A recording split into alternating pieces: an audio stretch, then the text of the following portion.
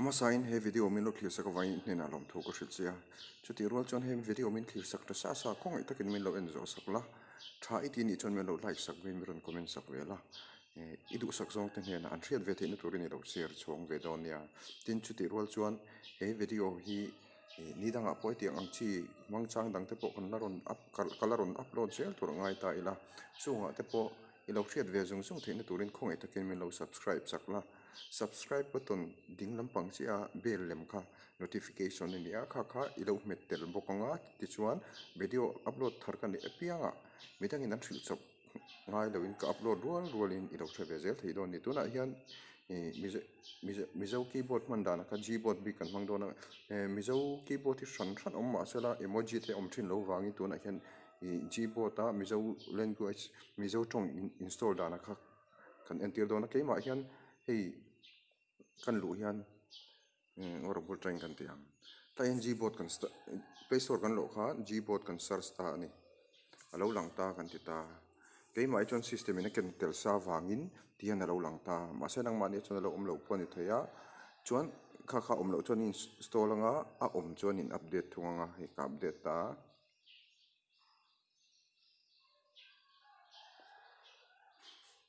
nathi voini hi chak wak lawa amaro chu voini hi ko hunrem chang le ni si a chu wang chuan long hak lokang amaro chu in share tur chuan Gboard hi in system a install sa ni chon pre install ta ni chon ti hian open na tur kha don lo ni chu wang chuan setup dan tur kha in shelo mai thaya tin install sa ni chon tai tang hin open thei ani don ta chuan etiang hen lo ta ti dan zui vak kan thelo ni pon settings sa kan lu ta additional settings sa kan lu ta keima I chon poco Xiaomi poco iPhone ani ta ai nang vek thelo ga lu nei chu chon language and input a khen ka lu te ta hey current keyboard a khen bitmoji keyboard ti lo ta ni hi ka du lo ta tlai hian current keyboard ka ti khan hi ron pop out ta choose keyboard ti ka ti ta Gboard ka on ta bitmoji ka off thung ta chuan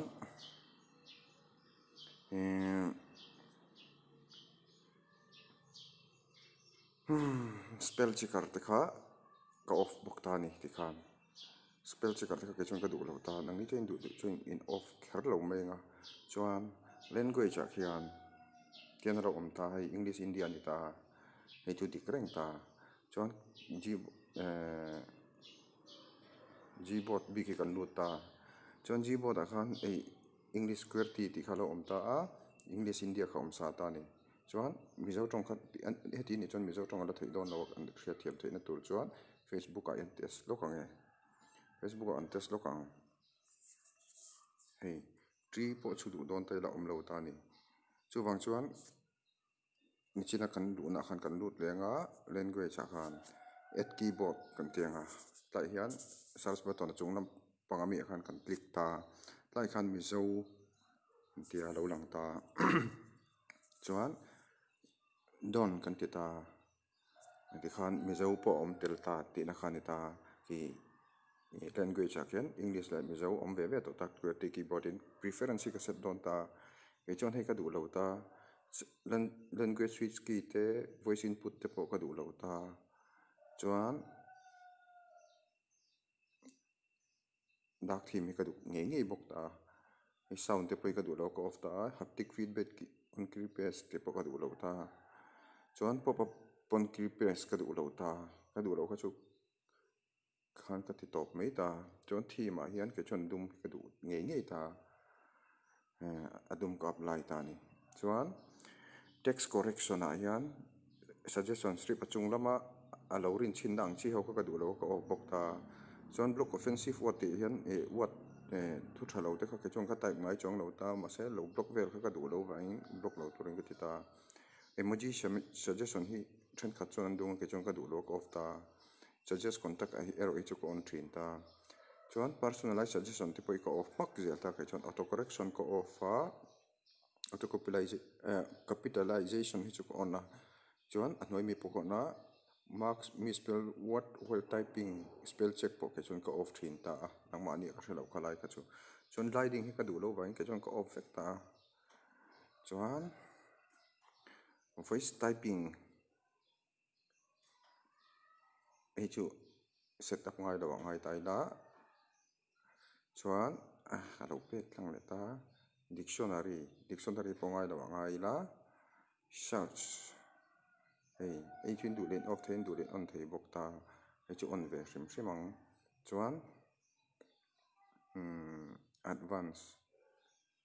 emoji with physical keyboard thì đây đủ lấy off thấy ta hey cái chọn share user static background data lo hon ve vain ka off dei zela hei hi nang ma nia inting in du dan ka thalo ta chuan facebook kan lut le chinanga chuan khu space bar khu anila english ti lo lam ta mizo khala ni ta chong lo ta ni chu vain kan long press ta hetlai mizo lo mu kan thlang ta khatiang ani kha chuan tree po hi ti kwan select mai the ta small point ro sa ti kwan he te kan nor chho le me kan swipe mai ta chu wangin etiang ani hian hei kan space bar kan me a loin ama ni loin correct le ngot thin te am to lo ta tin tree te kan mang ve the ta hei hi indian di wang ni rupee font te pom sa vek ta ti khan osam takin mizo tonga bo ching chang tang chel te kan ti ve the tha kan ti chang chang thei to ne chu cheng mai chu wang chuan tree a kan boy to lawa ti ar chu khangai ve to lawa ti khan osam takin mizo tong po dik thapin thluk na nen kan chu ve zung thei to don ti na ne chu ti kian khan he channel milo clear sa ka wangin le he video milo en sa ka bain na lawmthu ko hril che khongai takin he video hi try ti ve ni chuan min lo like sakin min lo comment sak vela i du sak zong tan he nai lo share ve don ya tin chu mi pi alama chuan hetiang mangsang video dang hi karon upload le zel durte poilo hu ve zel thina turin min lo subscribe sakla min lo subscribe sak pi alama subscribe pi button ni me zo chi asir dinglam panga dar lem te kha lo metel la ti chuan video thar karon upload te piangin notification ilo dong ve zelanga thiante shil po ngai lovin nangman ilo hre ve zung to don ti na ne chu ti chuan to beratan chuan min lo clear sak awangin kalobe